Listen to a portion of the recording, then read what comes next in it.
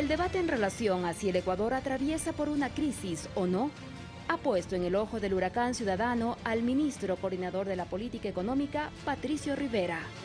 Para unos, un joven economista comprometido con el desarrollo del país. Y para un grupo de analistas económicos, el responsable de un modelo económico que habría que cambiar. Señor ministro, bienvenido. Damos la bienvenida a Pulso Político. Señor ministro Patricio Rivera, muy buenas noches. Bienvenido a Pulso Político, por favor. La introducción lo dijo. Hay un debate en la ciudadanía y en la sociedad ecuatoriana en relación a la coyuntura económica. Para algunos una crisis, para otros una recesión. Pero en ese ojo del huracán está Patricio Rivera. Los invitamos entonces a que veamos la polémica en torno a la actual coyuntura económica.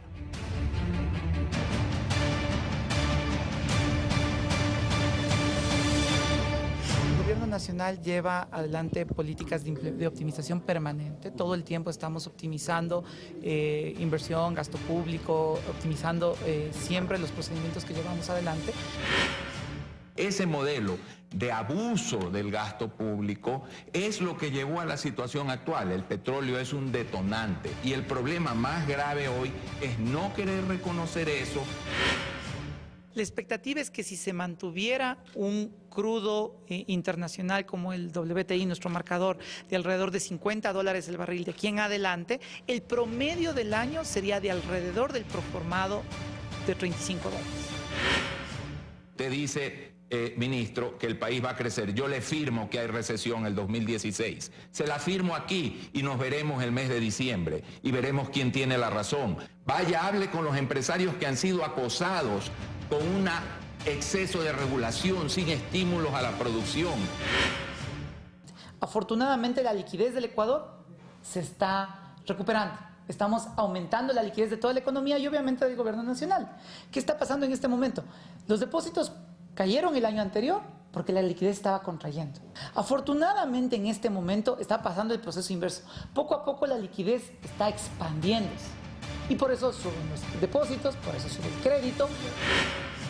Una situación de caída del PIB este año que probablemente va a estar alrededor del 4%. El problema fiscal que hemos explicado, el sobreendeudamiento que hemos anotado, el aumento de los desocupados que entre el último año y este suben cerca de 160.000 personas solo en el sector privado. Obviamente estamos frente a una crisis económica. En el cementerio no hay inflación, en el cementerio no hay desempleo, en el cementerio, cuando se le cae a garrotazos a los más pobres, obviamente la receta neoliberal surte un efecto. Obviamente los pobres dejan de consumir, tienen que comer todos los días. Y mostramos aquí cómo el impuesto mínimo mata la rentabilidad. Este es el ejemplo de un comerciante mayorista. En la misma historia, su patrimonio, costos, gastos, activos, ventas, generan un total de anticipo de $22.900. El pago del anticipo del impuesto a la renta en relación a la utilidad genera un impuesto a la renta efectivo con el impuesto mínimo del 54%, de más de la mitad. Esta es la fórmula para matar las empresas.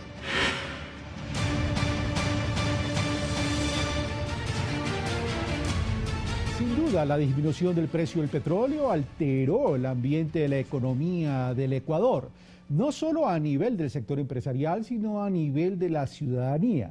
Hemos acudido a investigaciones realizadas por 2 empresas como Perfiles de Opinión y Sedatos.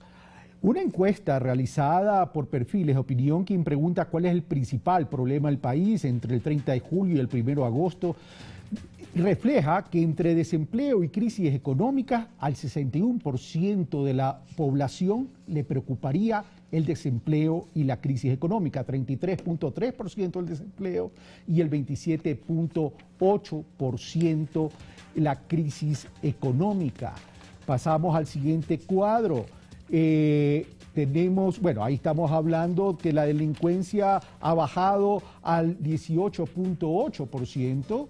En términos de inseguridad, la corrupción al 6.2% y tenemos la mala administración 5.4%. la pobreza 2.6%, drogadicción 2.2% y otros 3.6%. Datos de perfiles de opinión cortados al 1 de agosto del 2016. Podemos pasar entonces a, si no me equivoco, ya tenemos los datos de ese datos en cuanto a la economía del país. Bueno, tenemos por ciudades aquí, ¿verdad? Tenemos Quito, la preocupación en Quito es el 40.4%, en Guayaquil el 28.4% y en Cuenca el 32.1%. Llama la atención la ciudad de Guayaquil, por cierto. Sigamos. La crisis económica, en cambio, en Quito disminuye al 23.7%, en Guayaquil se incrementa al 30.2% y Cuenca lidera en el 31.5%. Estos son datos de las ciudades más grandes del Ecuador. Tenemos la delincuencia e inseguridad, Quito 16.1%, Guayaquil 22.1%, Cuenca 9.4%. Continuamos. La corrupción, Quito 8.5%, Guayaquil 4.0% y Cuenca 10.4%. Seguimos viendo los cuadros, la pobreza en Quito 2.5%, igual que en Guayaquil, pero en Cuenca se incrementa la preocupación al 4.1%. Drogadicción en Guayaquil 4.2%. Seguimos, por favor. Y otros tenemos una variación de datos más bajos, Quito 3.4%, Guayaquil 4% y Cuenca 2.2%.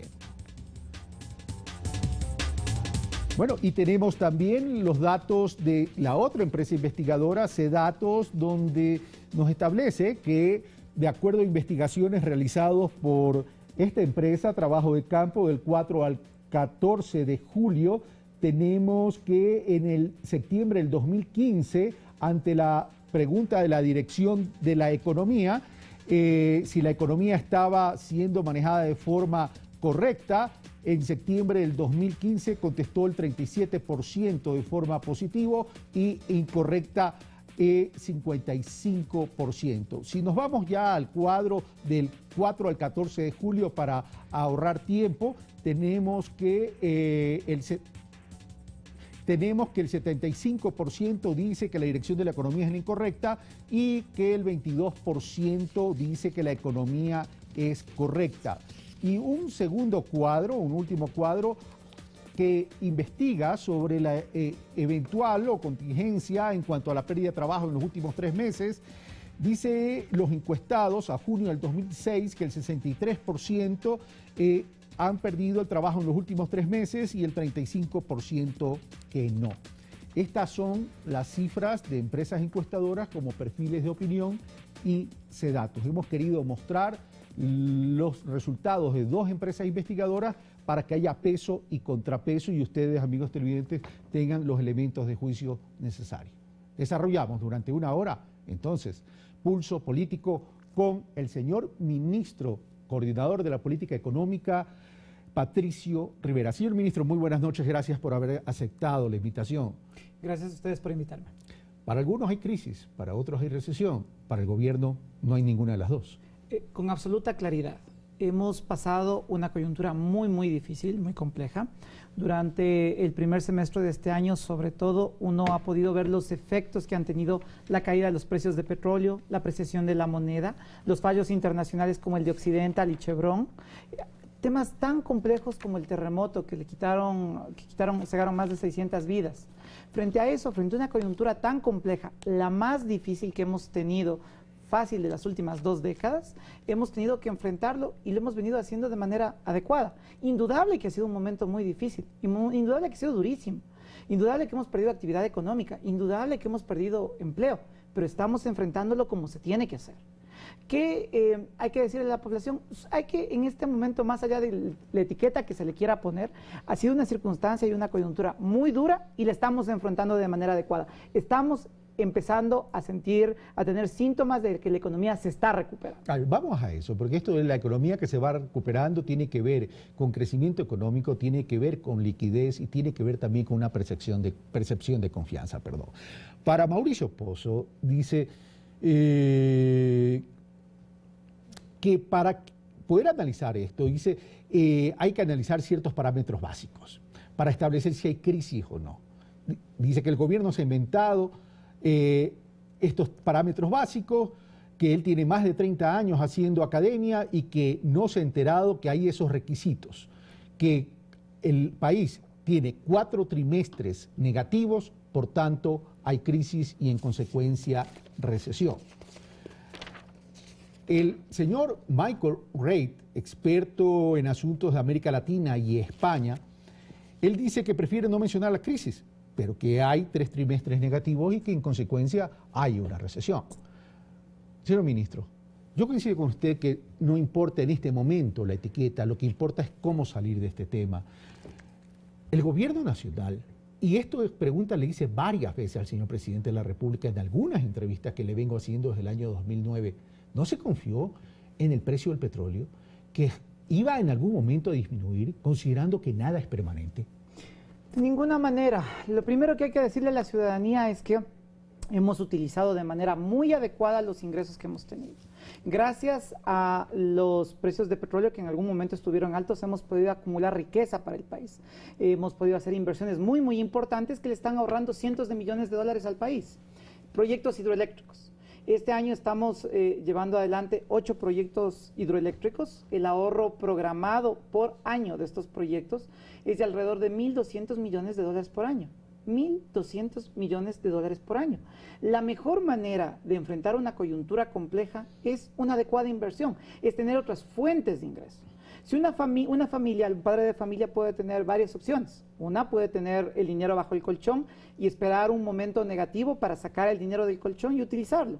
Otra es poner ese dinero a producir, ponerse un negocio, ampliar sus ingresos y cuando hay una coyuntura compleja, tener otras fuentes de ingreso. Este es el segundo ejemplo, es el camino que ha tomado el gobierno nacional, una fuerte inversión pública para tener otras fuentes de ingreso, para estar mejor preparado frente a una coyuntura compleja. Pero la preocupación de algunos analistas y de parte de la ciudadanía es que si bien antes se tenían los recursos y que para financiar ese flujo se adquiría endeudamiento con cargo como fuente de repago al flujo proveniente de los excedentes petroleros, hoy no lo tenemos. Y hoy, ¿cómo vamos a pagar ese endeudamiento? Ese es el tema que le preocupa a algunos sectores de analistas económicos. Gracias a todas las inversiones que hemos venido haciendo, gracias al ahorro que hemos venido generando dentro de la economía, se genera una nueva capacidad de repago. Algunos ejemplos. Hay cosas que no se pueden medir en los balances fiscales, que no se pueden evidenciar en los balances fiscales, pero que están ahí. Voy a dar un par de ejemplos. Antes de este gobierno, para poder transportar mercadería entre el puerto de Esmeraldas y Quito, ¿qué tiempo se demoraba? Fácil el doble. Todos los costos que implicaban reparación, mantenimiento, tiempos perdidos, etcétera, en este momento, gracias a competitividad sistémica, gracias a infraestructura, se ahorran las empresas. El hecho de tener energía barata, energía sustentable, es fundamental para el crecimiento. El hecho de haber podido repotenciar la refinería Esmeraldas, una refinería que estaba de alguna manera subutilizada y en este momento, gracias a la capacidad que tiene, gracias a recuperar el potencial que tiene, estamos ahorrando recursos por más de 360, 370 millones de dólares. Sistemas como el de compras públicas que nos permiten ahorrar gastos de manera muy importante por año, más o menos una cifra similar. Estamos llevando adelante proyectos con una rentabilidad altísima. A mí me gustan mucho los proyectos hidroeléctricos por una razón, porque son proyectos financiados desde el exterior, pero que tienen una tasa de rentabilidad promedio de alrededor del 29%. 29%. Si usted le pregunta a una persona, si le ofrecen crédito al 7,5%, al 8%, y le dicen, ok, le presto para que usted gane el 29%, ¿cuándo hace el negocio? Lo antes posible. Es un excelente negocio para el país. Le garantiza sostenibilidad, le garantiza sustituir importaciones caras, contaminantes, por energía nacional y ambientalmente sostenible. Pero lo cierto es, señor ministro, que si bien usted me habla liberación de recursos a través de la construcción de competitividad sistémica, y que está bien que se haya construido la competitividad sistémica, son facilitadores de la producción, hay un tema preocupante, y ese tema preocupante es el endeudamiento. Según cifras oficiales del Banco Central y del Gobierno Nacional, ese indicador en relación al Producto Interno Bruto estaría en el 36%, pero hay analistas económicos que cuestionan ese indicador porque dicen que es un indicador maquillado por cuanto no se está registrando todo lo que se debería registrar y que incluso el Banco Central ha tenido que acudir en auxilio del Gobierno Nacional para inyectarle liquidez cuando no es el rol del Banco Central. Lo invito a que veamos lo que opina Mauricio Pozo y la pregunta que le plantea.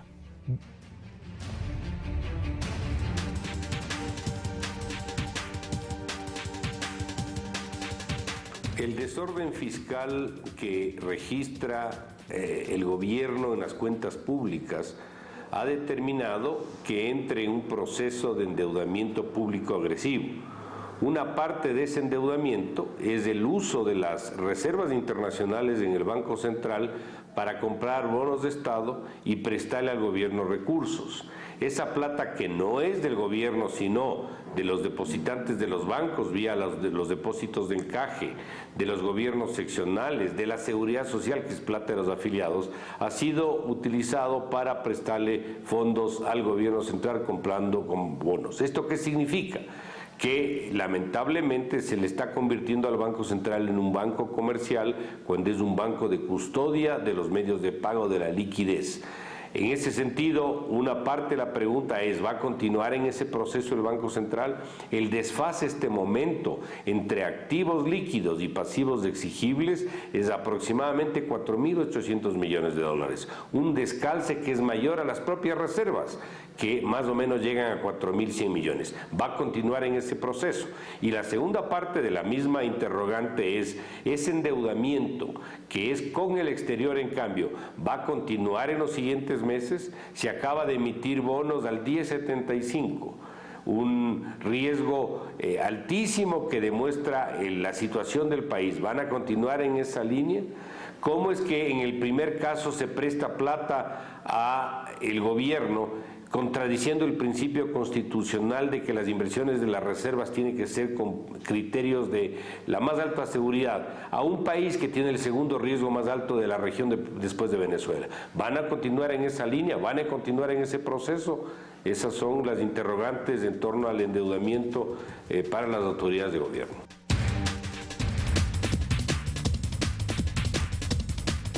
Uno de los problemas que puntualiza Mauricio Pozo es que la reactivación está viniendo vía endeudamiento y ese endeudamiento o esa necesidad de liquidez que viene del exterior está haciendo que nos entremos en un sendero de endeudamiento agresivo y sobre todo caro, ministro, y también habla del desfase que existe en el Banco Central al acudir en auxilio en cuanto a liquidez del gobierno central. Hablemos, no sé dónde puedo mostrar un gráfico, a la cámara por favor. Hablemos un poquito de endeudamiento público. Esto es el endeudamiento público de la región. Son datos de inicios de año. Lo que básicamente muestra este cuadro es, esta línea verde nos muestra el promedio de endeudamiento de América Latina y el Caribe. La barra amarilla es el Ecuador, los azules son el resto de países, la roja es Estados Unidos, no sé si se ve en la cámara. Sí. Básicamente lo que dice este cuadro es algo muy simple. Ecuador debe menos que el promedio de América Latina. El tema del endeudamiento público, del enorme endeudamiento público, es un discurso de carácter político. Si uno revisa las cifras, no nos hemos inventado estas cifras, son básicamente de la CEPAL, uno puede ver dónde se encuentra Ecuador. He oído por ahí que existen analistas que dicen es que no está contabilizando todo, no están las operaciones que realiza adelante la empresa petrolera estatal, que como venta anticipada de crudo, que no se contabilizan dentro del endeudamiento. ¿De acuerdo? 1% más del PIB. 1% más. Seguimos estando debajo del promedio de América Latina y el Caribe. Segundo, quieren darle la idea a la gente de que hay un sobreendeudamiento. Quisiera mostrar este cuadro y de ahí sí referirme a dos cosas que dijo Mauricio. Este cuadro de aquí claramente nos muestra el endeudamiento por gobierno. Ustedes pueden ver aquí, por ejemplo, el endeudamiento en la época de Mauricio Pozo, 44.7% del PIB, bastante superior al actual. Ustedes pueden ver la época del expresidente Maguad, 85.5% del PIB. Si ustedes se revisan toda la serie, se van a dar cuenta que tenemos el nivel de endeudamiento en promedio más bajo de toda la serie, desde que existe esta serie completa, que es desde los 90. Entonces, ¿qué hay que decirle a Mauricio sobre estos temas? Primero, una de las labores esenciales dentro de la economía es llevar el ahorro a la inversión. Tener recursos y eso no le sirve a nadie. El recurso ocioso no le ayuda a la sociedad a enfrentar una coyuntura de este tipo y peor aún, una vez que ha pasado lo más complejo, lo más difícil, a recuperarse de manera rápida.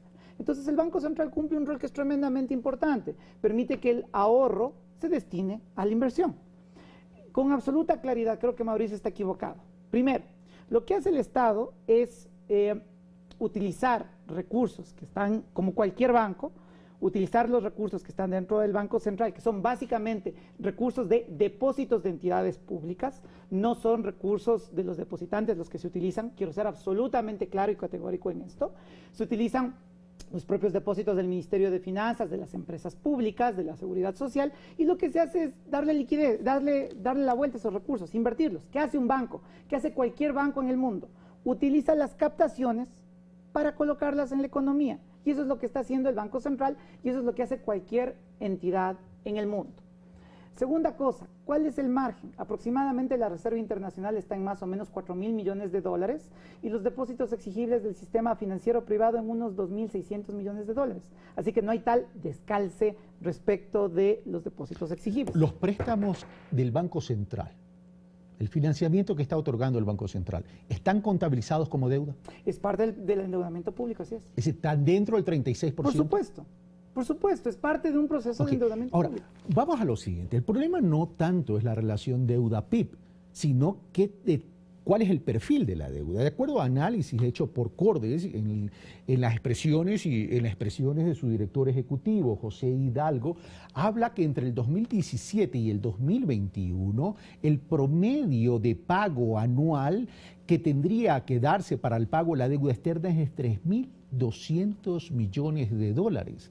Ahí, dice, estaría incluido los 4.500 millones contratados en los últimos 4 años que generan un interés de 409 millones a un costo promedio del 9%. Entonces el tema es, hay una carga fiscal y una carga a la balanza de pagos, no tanto por el monto de la relación deuda-PIB, sino por lo oneroso de la deuda. Hablemos un poquito respecto del costo del endeudamiento público y del perfil del endeudamiento público. La deuda pública tiene en este momento un costo promedio inferior al 6%, 5 y algo por ciento, en promedio. Dentro de ese promedio existen estructuras de financiamiento mucho más ventajosas, como la de los multilaterales, que desgraciadamente es muy barata, es muy buena, pero no es suficiente, son montos pequeños para hacer inversión pública, y otros tipos de financiamiento. Yo por ahí oí que Mauricio se refería a los bonos recientemente colocados al 1075. Lo que tenemos que recordar es que estamos saliendo al mercado internacional después de un terremoto a colocar bonos en el 1075, cuando antes, en gobiernos anteriores, no le prestaban un centavo en efectivo al Ecuador. En el año 99, 2000, cuando se hizo la renegociación de la deuda, teníamos bonos al 12% de interés y no nos dieron un centavo en efectivo. Lo que básicamente se hizo fue un cambio de papeles. Y en ese cambio de papeles nos dieron otros papeles al 12% de interés sin entregarnos $1 en efectivo. Lo que estamos haciendo ahora es, después de un terremoto, después de una catástrofe, la peor, entiendo yo, desde la época de Galo Plaza a la actualidad, hemos salido al mercado internacional y el mercado internacional ha respondido financiando al Ecuador. Creo que es importante entonces decirle a la ciudadanía que se está enfrentando a la coyuntura, que es evidente que nadie puede pretender que después de lo que ha vivido Ecuador en estos meses todo funcione perfecto y maravilloso, pero sí que afortunadamente nos estamos recuperando. Pero, mire, a pesar de lo que usted dice, Pablo Lucio Paredes, en uno de sus análisis, en uno de los diarios del país, dice en relación a esta colocación de bonos de 10.75%, dice, es que la situación actual tiene que ver directamente con la operación de recompra forzada de la deuda en 2009. Se la presentó como una brillante estrategia. Muchos lo dijeron de buena fe. Pagaremos la cuenta de este enorme error y lo venimos pagando desde entonces. Lo que ahorramos ya lo hemos pagado con creces vía tasas de interés altísimas en todas nuestras operaciones financieras. La respuesta ahí es absolutamente clara. Me parece que Pablo Lucio no está tomando en cuenta que el endeudamiento público y el costo del endeudamiento público en Ecuador está más correlacionado con el precio de petróleo que con cualquier otro proceso de reestructuración de endeudamiento público. Si usted revisa cómo es la correlación que existe, cómo se mueve el indicador de riesgo país con el precio de petróleo, se va a dar cuenta de que están muy cercanos. Lo que básicamente ha pasado dentro del Ecuador es que un producto que es muy importante dentro de las exportaciones, que representaba más de la mitad de las exportaciones del Ecuador, tuvo un desplome de precios tremendamente fuerte, que los países vecinos devaluaron y Ecuador no podía hacerlo, que nos cayó un terremoto, que tuvimos 2 fallos internacionales y que frente a eso obviamente se iba a mover el precio. Pero el declive ya venía antes del terremoto. A ver, efectivamente, desde el año 2015 ya teníamos precios de petróleo bastante bajos. En el año 2016 la diferencia es que llegamos a tener precios que no cubrían Pero costos. ¿cómo nos vamos a proteger? Porque ahorita el precio del petróleo aparentemente se ha estabilizado y ojalá que se mantenga así. Está por encima del presupuesto que está en la proforma, bueno, ya no proforma, sino del presupuesto. Pero nosotros no podemos controlar otra caída del precio. Entonces, ¿cuál es el blindaje que tenemos para neutralizar cualquier eventual contingencia cuando sabemos que el Ecuador sigue requiriendo obligaciones financieras para poder acceder a una operatividad del aparato estatal? Veamos, antes que me conteste, señor ministro, veamos lo que le pregunta Walter Spurrier. Buenas noches, señor ministro. Mi pregunta tiene que ver con la situación fiscal, en particular en la medida más amplia que viene a ser el sector público no financiero. Normalmente en el primer semestre del año, el sector público no financiero no tiene necesidades de financiamiento, pero este año se ha tenido necesidades importantes. Y lo que preocupa es que normalmente para los últimos meses del año es que se acrecentan las necesidades de financiamiento. En el 2014 y 2015, entre septiembre y diciembre, en cada año se requirió cerca de 4.500 millones de dólares, lo que hace pensar que este año se requerirá una cantidad por lo menos igual. ¿Cómo se piensa atender estas necesidades de financiamiento del sector público en el segundo semestre? Esa es la pregunta de Walter Spurrier. 4.500 millones, dice, en el segundo semestre. En el primer semestre, rompiendo los paradigmas o la rutina, llamemos así, financiera del país, también se requirió financiamiento, es decir, seguimos incrementando la deuda, queremos reactivar vía endeudamiento. ¿Cómo pensamos recurrir a esos 4.500 millones que dice Walter Spurrier? Y lo siguiente es, ¿podemos mejorar la dinamización de la economía y la liquidez de la economía sin endeudamiento, señor ministro? Varias cosas. Primero, efectivamente, Walter se refiere a un nivel es una pregunta un poquito técnica, se refiere al sector público no financiero. Está refiriéndose al gobierno nacional, más todas las empresas públicas, más los gobiernos subnacionales, más la seguridad social. Pero son recursos que hay que adquirir. Claro. ¿Qué es lo interesante detrás de la pregunta de Walter? Dentro de esa agregación están las empresas petroleras. Obviamente, en el primer semestre de este año se rompió un paradigma por una razón. Porque dentro de los precios de petróleo que tuvimos, llegamos a tener en algún momento del tiempo, en febrero, si no me equivoco, marzo, precios de petróleo del crudo más pesado del Ecuador que estuvo debajo de $15 en algunos días. Cuando el costo de producción de un barril estaba alrededor de $23. ¿Qué quiere decir eso, básicamente? Que obviamente el superávit operacional de las empresas públicas petroleras se fue tremendamente afectado. Es una situación absolutamente excepcional. ¿Y por qué es absolutamente excepcional? Porque nunca en la historia del Ecuador, desde las series que tenemos construidas desde los años 80 y algo de los 70, jamás el país tuvo un momento donde los precios no cubran costos. Fue la primera vez en la historia. Tuvimos flujos de caja petroleros negativos respecto de la estructura de costos de la producción de petróleo, pero fue un tema absolutamente coyuntural. Frente a eso, obviamente, el primer semestre tuvimos unos requerimientos de financiamiento excepcionales que nunca habían pasado en la historia del país porque nunca este fenómeno se había dado. Pero vuelvo a mi pregunta original, entonces, señor ministro, y con esto termino el primer bloque, a pesar que me queda una pregunta en relación al endeudamiento o la política o estrategia de endeudamiento, es decir, pero igual seguimos requiriendo dinero, igual queremos acceder a líneas de crédito, ya sea mediante bonos, ya sea mediante créditos a China, etcétera, etcétera, pero ¿cuál es la fuente de repago en una contingencia de una disminución otra vez del precio del petróleo. Con absoluta claridad, nadie está pensando aquí que los precios de petróleo se van a recuperar. Estamos hablando de pueden precios, disminuir. Estamos hablando de precios de petróleo que en este momento están estables. Lo importante, ¿cuál es? ¿Qué es lo importante detrás de esto? Primero, hemos generado una transformación histórica en términos de los ingresos del presupuesto general del Estado. Por primera vez en la historia, los ingresos permanentes cubren los gastos permanentes en este gobierno. Antes de este gobierno eso no pasaba. Se financiaban sueldos con petróleo. Por ende, caía el precio de petróleo y no había con qué pagar sueldos. Hemos tenido una contingencia, seguramente la peor de los últimos 20 años. Seguramente más. Que no nos garantiza que vuelva a pasar. Con una enorme ventaja, a pesar de tener una coyuntura peor que la del año 99, porque no hemos tenido moneda y nos ha sucedido todo lo que podía sucedernos en un periodo de 1 año y medio, la política pública ha permitido que salgamos adelante con el tema. Pero a mí me llama la atención, y con esto sí termino el primer bloque. A ver, estamos en una coyuntura difícil, usted coincide conmigo y todo el mundo coincide en este momento porque lo sentimos en el bolsillo todos los días y en las cuentas de las empresas, pero vamos al tema. Pensar en un endeudamiento de 10.000, 12.000, 3.000, 13.000 millones por una refinería del Pacífico, que es un proyecto de largo plazo, pero que nos obliga en el corto y en el mediano plazo a tener una fuente de repago, ¿es prudente, señor ministro? Con absoluta claridad, todos los proyectos que llevamos adelante tienen una evaluación donde uno ve los flujos de repago que tienen los proyectos y la estructura del financiamiento. Todos los proyectos estratégicos que llevamos adelante, Coca-Cola, Sopladora, Toachipilatón, etcétera, tienen una ganancia neta para el país muy importante.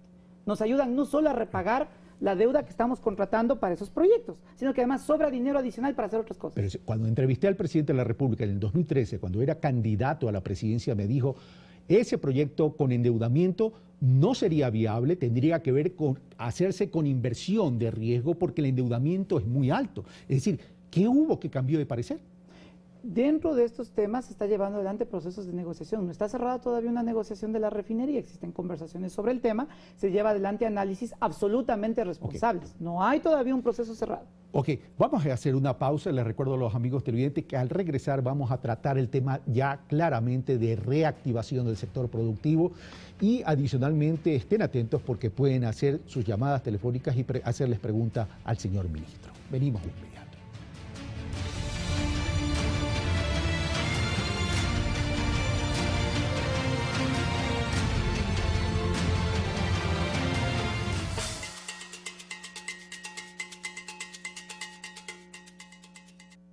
Acompáñanos a pintar junto a grandes artistas, a disfrutar de la mejor gastronomía y a dar un paseo en los autos deportivos más lujosos del mundo. Conoce Francia en 1000 lugares que ver antes de morir, este jueves 20 horas. Ecuador TV, somos todos. La vida de April ya estaba planeada. Me comprometo contigo para siempre. Aunque el destino la puede cambiar en un instante. Adopta un bebé y luego ten un bebé, ya tienes 39 años. Alguien de tu pasado que busca hacer contacto. Helen Hunt, Matthew Broderick y Betty Midler presentan El Reencuentro en Noches de Cine, este sábado 21 horas.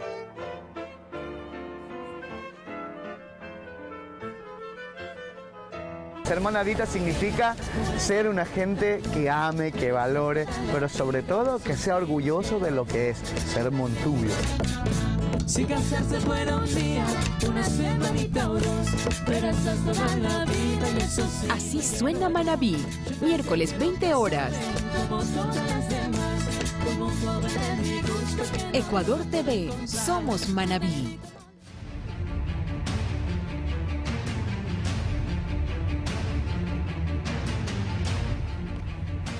Estamos de vuelta a Pulso Político. Tenemos la presencia del señor ministro coordinador de la política económica, Patricio Rivera.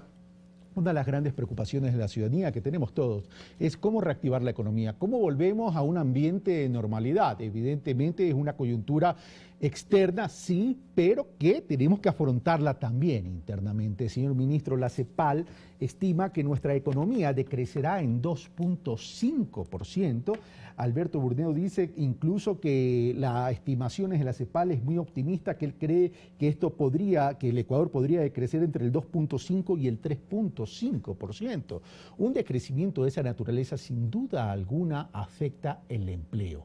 cómo reactivar al sector productivo para que genere empleo y así reactivar la economía. Entendamos primero qué es lo que ha pasado en la economía para entender cómo se debe enfrentar esta coyuntura. Primero, lo que pasó fue que en una economía dolarizada, la liquidez dentro de la economía depende de cuántos dólares entran y cuántos dólares salen de la economía. Ustedes saben que no tenemos moneda nacional, no tenemos la capacidad de emitir dinero y como resultado de eso, los dólares que están en el mercado, los dólares que circulan dentro de la economía dependen de lo que pasa en nuestras relaciones comerciales, en nuestras relaciones financieras con el exterior. La caída de precios de petróleo, los shocks que hemos tenido a nivel internacional, la apreciación de la moneda determinaron que entre 2015 y los inicios de 2016 perdamos más de 11.000 millones de dólares entre exportaciones y financiamiento. Como resultado de eso, con 11.000 millones menos de dólares en la economía, ¿qué pasó? Claro, poco a poco, el año anterior vimos cómo caían los depósitos todos los meses. Los depósitos bancarios estaban cayendo todo el tiempo. Veíamos cómo el sistema financiero, para precautelar liquidez, contrajo la liquidez y dejó de prestar. Y cada vez había menos y menos y menos crédito. Y eso, obviamente, afectó la actividad económica. La gente, si no tiene dinero en el bolsillo, si no tiene plata, no compra. Y si no compra, las empresas no pueden vender, no demandan empleo, no piden más empleo dentro de la actividad económica, el Estado no recauda impuestos. Es un círculo vicioso. Esa explicación está bien y es un diagnóstico, pero para Julio José Prado, que es director ejecutivo de la Asociación de Bancas Privadas, dice, hay pesimismo generalizado y se da por una falta de política pública de reactivación productiva, es decir, que las empresas inversionistas puedan saber a qué atenerse en los siguientes 6 meses. Es decir, no percibe el representante de la banca privada y algún sector empresarial una clara política de reactivación. Lo que pasó aquí fue absolutamente claro. Una vez que el sistema financiero contrae la liquidez, una vez que había mucha gente demandando liquidez, pero no había la oferta necesaria, las empresas tuvieron que reperfilar sus planes, cambiar sus planes. Y eso obviamente afecta a la actividad económica. Y el sistema financiero lo hizo porque no había liquidez, porque sencillamente la economía estaba contrayendo la liquidez. En este momento, ¿qué nos está pasando? Afortunadamente todo lo contrario. En los últimos meses el sistema financiero ha recuperado 1.500 millones de dólares hasta julio. En este mes, seguramente mañana que cierre el mes, estaremos recuperando unos 250, 300 millones de dólares adicionales al menos en depósitos. El crédito está empezando a recuperarse. En los últimos 5 meses el sistema financiero ha colocado alrededor de unos 380 millones de dólares. Este mes seguramente colocará unos 80, 100 millones adicionales.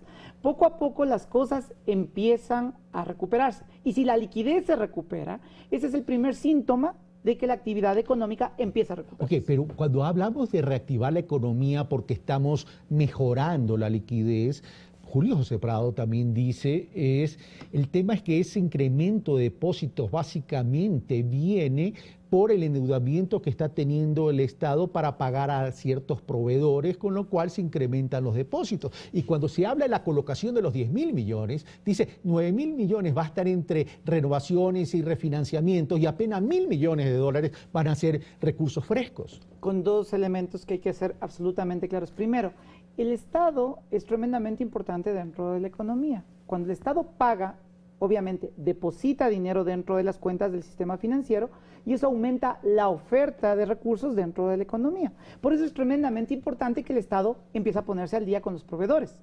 Una excelente noticia es que en este momento el Estado está poniéndose al día con todos sus proveedores. Hemos despachado pagos a nivel del gobierno nacional desde el Ministerio de Finanzas por alrededor de casi 1.000 millones de dólares en el último mes. ¿Qué implica eso? 1.000 millones de dólares en el último mes. 1.000 millones de dólares producto del endeudamiento que accedieron para poderles pagar. Producto de varias cosas. Uno, efectivamente, el financiamiento que nos permite ponernos al día con obligaciones, pero aparte de eso, la liquidez poco a poco se está recuperando. La contracción tributaria que habíamos tenido durante los meses cada vez va siendo menor, y eso permite que también la actividad en materia fiscal se vaya normalizando.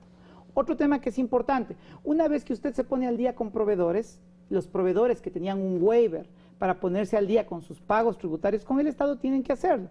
Y eso poco a poco permite que el flujo de pagos normal dentro de la economía se recupere. Ahora, ¿qué hace pensar que el hecho que haya mejorado la oferta de dinero, producto de lo que usted esté diciendo, el sector productivo fundamentalmente, donde va a estar orientado casi el 70% de estos 10.000 millones de dólares, quieran demandar crédito. Porque ahí viene el quid del asunto. ¿Hay la confianza? ¿Se está generando la confianza en esa política que dicen que no la ven clara o que no existe? A ver, algunas cosas con absoluta claridad. Quien les diga a ustedes que se solucionan los problemas causados por la caída de precios de petróleo, por los shocks más fuertes que hemos tenido en las últimas 2 décadas, seguramente un poco más, les está mintiendo. Estas cosas toman su tiempo. Me gustaría mostrar a la misma cámara, señor ministro, por favor. Un gráfico a la cámara, si me permiten. Este es un gráfico muy claro respecto a lo que pasa. En naranja ustedes pueden ver aquí la evolución de los depósitos y en azul la evolución de la actividad económica. Ustedes van a ver que cae el naranja y un poquito después cae el azul. ¿Qué quiere decir eso? Caen los depósitos, obviamente cae la actividad económica. Poco a poco suben los depósitos, sube la actividad económica. Vuelve a caer los depósitos, vuelve a caer la actividad económica. Y ahora estamos en el momento donde la liquidez se está recuperando. El principal indicador de que las cosas empiezan a recuperarse es justamente la liquidez dentro de la economía. Es un requisito sine qua non para que la economía avance. Miremos lo que dice Alberto Dají en relación a lo que usted está mencionando y a las críticas que él hace y al planteamiento de reactivación que hace para que usted pueda contestar. Por supuesto. Veamos lo que dice Alberto Dají.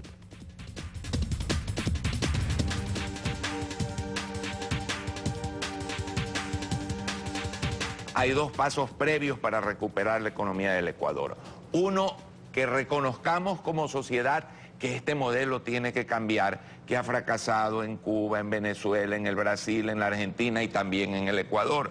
Y el segundo paso previo es sincerar las cifras. Los ecuatorianos necesitamos saber con exactitud cuál es la situación actual de la seguridad social, cuánto se le debe a todas las entidades de la seguridad social, cuántos son los atrasos que el presupuesto tiene con proveedores, cuántos son los atrasos que existen con empresas proveedoras de servicios petroleros, cuánto se le debe a los municipios y consejos provinciales, es decir, cuál es la realidad de la deuda, cómo son esos contratos con la China, los contratos petroleros. Con el reconocimiento del problema y las cifras, vamos a los organismos internacionales, armamos ese eje de recuperación financiera que es indispensable para sacar al país adelante y además, al utilizar el mercado internacional de capitales, hacemos que con habilidad la palanca financiera inteligente reduzca el costo del ajuste sobre los que menos tienen. Se arma el programa, se obtiene credibilidad.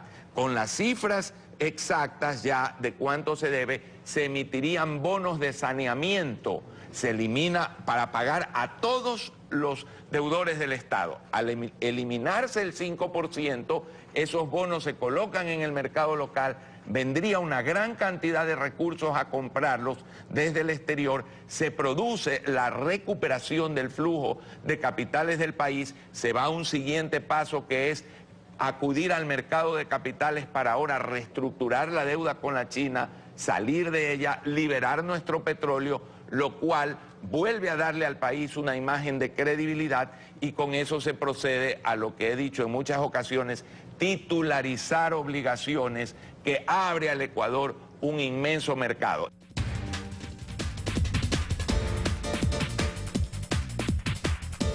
Las necesidades del país, si bien hay que trabajar a mediano y largo plazo, hay necesidades de corto plazo. Alberto Dají hace una crítica en el sentido de que no está sincerada la cifra, sobre todo endeudamiento, tema que ya tratamos en el bloque anterior, pero dice hay que dar pasos y soluciones en el corto plazo. Señor ministro.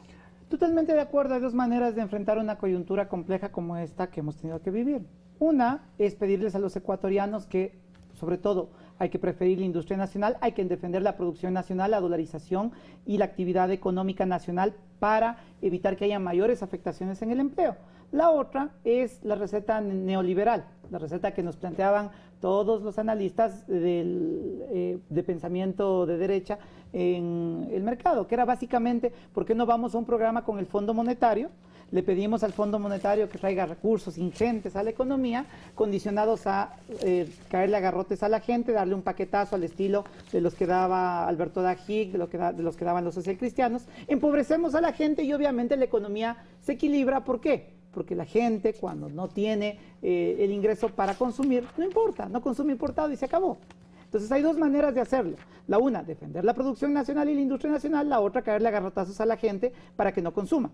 Obviamente nosotros nunca vamos a estar de acuerdo con esa segunda perspectiva. ¿Y por qué no vamos a estar de acuerdo? Porque no funciona. Veamos la experiencia internacional en esto. Nosotros le decimos, yo le escuché a Alberto Dají como él en algún momento comentaba que él esperaba una implosión del sistema financiero, el fin de la sociedad ecuatoriana casi, y lo que nos decía básicamente es que iba a colapsar toda la economía. Hemos vivido momentos dificilísimos, se ha perdido actividad económica, se ha perdido empleo, pero afortunadamente, a pesar de la magnitud de los shocks, nos estamos recuperando. Dos datos. El Ecuador, cuando fue a los brazos del Fondo Monetario, cuando pidió el apoyo del Fondo Monetario en un programa de ajuste estructural después de caerle a garrotazos a la gente en el stand-by en la época de Lucio Gutiérrez, ¿cuánto recibió de desembolsos? 80 millones de dólares. 80 millones de dólares. Si se mueve $1 en el precio de crudo, tenemos 80 millones de dólares. Es decir, la volatilidad de $1 en el precio de crudo durante un año equivale al programa, a los desembolsos del Fondo Pero Monetario. también hay que sincerar una preocupación, y la preocupación es qué capacidad de reacción le están dejando al próximo gobierno con ese nivel de endeudamiento, porque estamos cercanos al 40%, y estamos claros de que estamos mejorando la liquidez vía endeudamiento. Entonces, ¿qué capacidad de reacción va a tener el próximo gobierno? A ver, varias cosas. La liquidez doméstica está mejorando gracias a que poco a poco se están recuperando varios agregados. En lo que tiene que ver con reserva, en este momento tenemos una reserva que cubre perfectamente sus obligaciones. En lo que tiene que ver con endeudamiento, tenemos un nivel de endeudamiento absolutamente sano, debajo del promedio de la región. Sí, faltan cuatro puntos para llegar al límite. Dos cosas que hay que poner sobre la mesa. Primero, y eso hay que ser absolutamente claro, uno tiene que saber cómo se cuantifican los límites del endeudamiento público. El artículo pertinente del Código de Planificación y Finanzas Públicas habla del 40% de deuda consolidada. Respecto de eso, existe un margen de maniobra bastante más importante que 4 puntos. Segundo, no lo tengo en este momento, pero deben ser más de 10 puntos. La segunda cosa para tener 16 puntos más o menos. La otra cosa que hay que poner sobre la mesa, con absoluta claridad, lo que estamos haciendo es absolutamente lógico. Hay que utilizar los recursos dentro de la economía para enfrentar una coyuntura de este tipo. No podemos tener recursos ociosos. Ok, vamos a lo siguiente. Yo le decía, la gente está esperando temas de corto plazo. Richard Martínez, presidente del Comité Empresarial Ecuatoriano y presidente de la Federación de Cámaras Industriales, tiene una pregunta para usted. Veamos.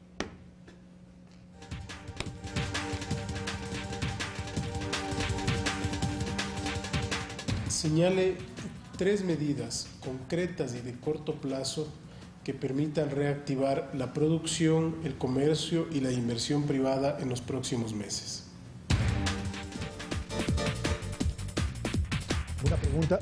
Una pregunta muy concreta, señor ministro. Primero, en este momento hemos mandado un paquete de incentivos a la Asamblea para algunos sectores. Se está considerando en este momento algunas reformas menores al anticipo de impuesto a la renta para que las empresas sepan que van a poder reclamar algunos excesos, si es que hubieran respecto del pago que tendrían que hacer por el anticipo. Eso se está discutiendo en este momento en la Asamblea. Segundo, obviamente, oferta de crédito. No existe la posibilidad de hacer inversión sin oferta de crédito y eso en este momento existe. Tercero, la posibilidad de llevar adelante alianzas público-privadas. En este momento hemos firmado 3 megacontratos por APPs entre Pozorja, por ahí Río Siete Guaquillas y otras facilidades de ese tipo, por más de 2.700 millones de dólares. Y se ve que funciona.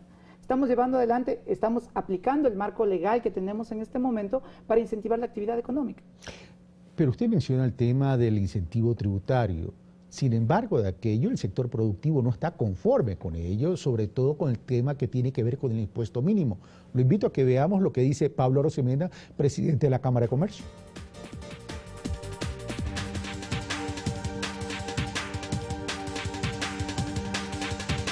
Mostramos aquí cómo el impuesto mínimo mata la rentabilidad. Este es el ejemplo de un comerciante mayorista. En la misma historia, su patrimonio, costos, gastos, activos, ventas, generan un total de anticipo de $22.900. El pago del anticipo del impuesto a la renta en relación a la utilidad genera un impuesto a la renta efectivo con el impuesto mínimo del 54%, de más de la mitad. Esta es la fórmula para matar las empresas. El impuesto mínimo no solo que atenta contra la rentabilidad, sino que la fórmula para matar las empresas, lo dice Pablo Arosemena. De ninguna manera. Lo que hace un impuesto mínimo de este tipo es garantizar que todos los que participamos dentro de la sociedad contribuyamos a ella. Existe un valor agregado que tiene que reconocerse dentro de ella, y es que el trabajar en Ecuador, el poder acceder a vender dentro del Ecuador, el acceder a tener la infraestructura pública del Ecuador tiene un costo dentro de la sociedad. Y el que más tiene que pagar, y eso es algo que es normal, es parte de los principios de progresividad tributaria. Frente a eso, algunas cosas con absoluta claridad. Hemos logrado durante el gobierno recuperar la capacidad de gestión tributaria. Los principales ingresos dentro de este momento, dentro del presupuesto general del Estado, son los impuestos. Es la capacidad tributaria, y sin cobrarle más a los más pobres, como se hacía antes. Hemos eliminado contribuciones supuestamente voluntarias para que los pobres puedan acceder a la escuela con sus hijos. Hemos hecho que la clase media pague menos impuesto a la renta, porque tenemos ahora la posibilidad de deducir los gastos en educación, los gastos en salud, los gastos en alimentación, en vivienda. Pero lo que sí hemos hecho, que es absolutamente lógico, es pedirles a los ecuatorianos que más tienen, que más contribuyan. Y frente a eso, es absolutamente lógico lo que estamos haciendo. En esa línea de progresividad estoy de acuerdo, pero el tema es que también tiene que haber sostenibilidad de un sector productivo. Pablo Arosemena, en el ejemplo que pone, dice, en el anticipo del impuesto mínimo, que tiene que pagarlo, al final de la liquidación termina pagando el 54%. Es absolutamente... Es una carga muy elevada. El ejemplo que está tomando en este momento, no pude ver con el detalle los cálculos que están haciendo. En promedio, nosotros tenemos cifras que demuestran que las empresas, grandes, medianas, pequeñas, tienen un nivel de aporte ligeramente superior al 1.5, 1.6% de las ventas. ¿Qué quiere decir esto? Que no estamos hablando de una carga desmedida para trabajar dentro de una economía. Nos parece además que lo que estamos haciendo es absolutamente lógico, porque la manera de sostener política pública dentro del Ecuador es a través de hacer la política pública sostenible. Usted me decía hace un instante, ¿cómo queremos que el gobierno nacional sostenga las erogaciones que tiene en este momento? Simple, con ingresos permanentes. ¿Cómo sostenemos el programa de inversiones que tenemos y el financiamiento que estamos consiguiendo? Con ingresos permanentes. Es la manera responsable de hacerlo. ¿Cómo no estamos al vaivén de los ingresos petroleros y de la caída? Con ingresos permanentes. Señor ministro, de acuerdo a las estadísticas de los últimos tiempos, de los últimos meses, la recaudación del IVA no ha llegado a cumplir la meta. Es más, ha disminuido en el 2%, incluyendo el incremento al 14%. Algunas aclaraciones sobre ese tema. Frente a una coyuntura compleja como la que he descrito, hemos tenido que tomar decisiones de política pública y el Estado tomó una decisión absolutamente clara.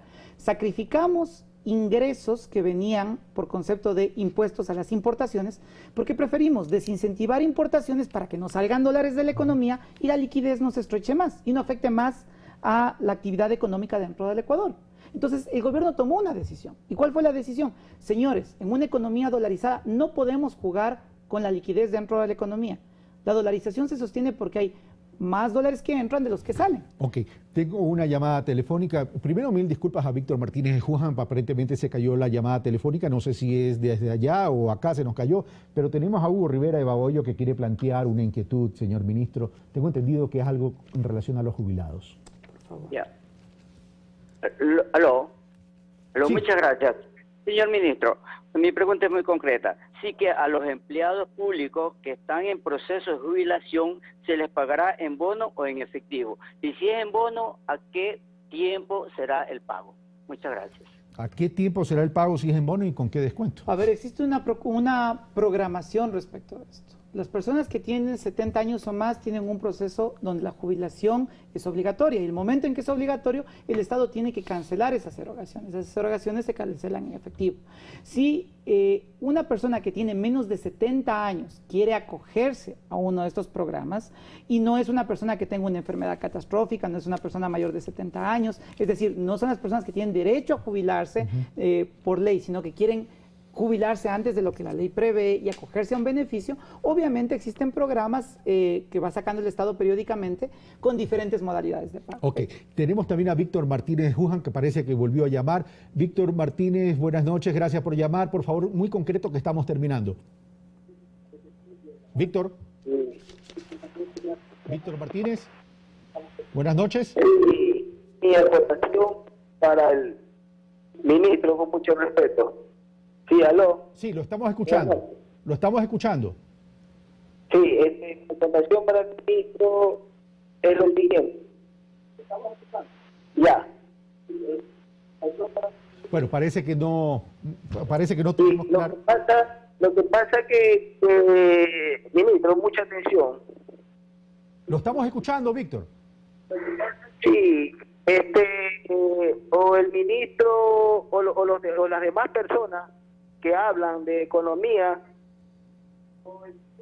No, la señal no está muy bien, no lo podemos escuchar. Ministro, usted hablaba de defender la dolarización y evidentemente hay que defender la dolarización. Salir de la dolarización sería un caos. Pero para defender la dolarización, una de las políticas que ustedes han implementado es el tema de las salvaguardias, el tema de la restricción de las importaciones, el tema de cuidar la balanza comercial. Pero Daniel Aikeson dice, en Estados Unidos cumple este año 41 años consecutivos de registrar un déficit en su balanza comercial y explica que lejos de ser una señal de debilidad, el déficit comercial anual es una señal de la hegemonía económica de Estados Unidos. Durante esos 41 años consecutivos de déficit, la economía estadounidense se triplicó en tamaño, la manufactura real de valor agregado se cuatriplicó y el número de empleos en la economía casi se duplicó. Respuesta frente a eso, evidentemente al tratarse de Estados Unidos porque tiene la moneda mundial y emite la moneda mundial y tiene la posibilidad de mandar su moneda al exterior, que es la moneda que utilizamos todos los países del mundo desde que inició el acuerdo de Bretton Woods y con más fuerza desde que dejó de convertirse en oro por Richard Nixon. ¿Extraña la política monetaria usted? Más que extrañar la política monetaria, aquí hay que ser absolutamente claros, hay que ser responsables en que un déficit de ese tipo, como el que tiene Estados Unidos, solo se puede mantener gracias a que Estados Unidos maneja la moneda mundial. Si no manejara la moneda mundial, obviamente no podría sostener el déficit comercial que tiene. Respuesta a la pregunta. Ahora, y ya con esto termino, señor ministro, el tiempo se nos fue volando. Composición de los empleados por rama de actividad total nacional, esto fue en INEC, agricultura, junio del 2008, 27.9, me refiero al sector agropecuario, a junio del 2016, 27.2, prácticamente casi igual. Comercio, a junio del 2008, 19.4, a junio del 2016, 18.3. Y manufactura, 10.9 en junio del 2008, 10.8 en junio del 2016. Del 2008 al 2016, las cifras son prácticamente las mismas, en algo ha disminuido. ¿Cuál va a ser la estrategia para incrementar la composición en el sector agropecuario y en el sector manufactura, donde ahí está el sostenimiento, la construcción y sostenimiento de una economía postpetrolera o no petrolera, señor ministro? Las inversiones tienen que ser claras en estos sectores. Necesitamos, para que la agricultura siga avanzando, riego. Estamos llevando adelante programas de riego súper importantes. Necesitamos crédito para el agricultor. Tenemos programas súper importantes en este momento que estamos desarrollando gracias al Banecuador. Necesitamos sistemas de comercialización más eficientes para que el productor pueda llegar a los mercados con mayor facilidad. Es parte del trabajo que está llevando adelante el MAGAP. En general, todo este tipo de políticas públicas requieren un apoyo fuerte del gobierno, una reconversión poco a poco a productos cada vez más productivos y además lograr tener nuestros mercados estratégicos para el Ecuador garantizados. Por eso el acuerdo con la Unión Europea. Señor ministro, muchas gracias por estar con nosotros y por haber comparecido a Pulso Político y haber respondido las inquietudes. Perdón, usted quería... Muchísimas gracias por la invitación, agradecerle a la ciudadanía. En este momento el Ecuador afortunadamente está empezando a recuperarse. Estamos empezando a tener indicadores claros de la mejoría y en los siguientes meses podremos ir viendo cómo poco a poco la situación económica mejora. Gracias, señor ministro. Como ustedes saben, amigos televidentes, o conocen, siempre he dicho algo, que las conclusiones las sacan ustedes. El ministro ha respondido a algunas inquietudes, no solo mía, sino de algunos actores de la economía nacional, tanto en el sector productivo como analistas económicos. Ustedes evaluarán la respuesta del ministro y yo quiero hacer un llamado a una inquietud que tengo y quiero que pongan atención a algo que les voy a decir. Supongamos que esta hoja es el tamaño de la economía. Al 2015, el Producto Interno Bruto era de 100.000 millones de dólares. El tamaño de la economía, todas las actividades transables de la economía ecuatoriana. Pero cuando Leonardo Orlando, director nacional del SRI, me dice que 30.000 millones de dólares están fuera de la economía nacional en paraísos fiscales, tratemos de visualizar y restemos esto a la economía del 2015. Yo quiero plantear una pregunta. Muchas inquietudes hay sobre las políticas del gobierno central. Algunas responsabilidades, de hecho, las tiene. Pero ¿qué hubiera pasado si estos 30.000 millones hubieran permanecido en la economía? Yo solamente quiero dejarles boteando la pelotita de una inquietud, porque yo creo que esto es una corresponsabilidad del sector público, pero también de nosotros, el sector privado. Esto fue Pulso Político, soy Carlos Rabascal, los espero el próximo día martes, mañana es en Pensamiento Crítico y por cierto, siempre, las conclusiones serán de ustedes. Gracias, Patricia.